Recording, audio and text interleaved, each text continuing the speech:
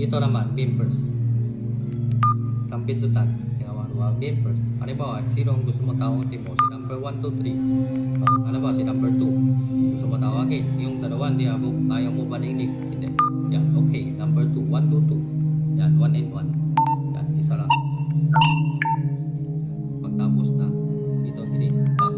Okay, bubalik dito sa Spark Solar. Yan, ito. Sa team nyo yan, isang group. Lahat.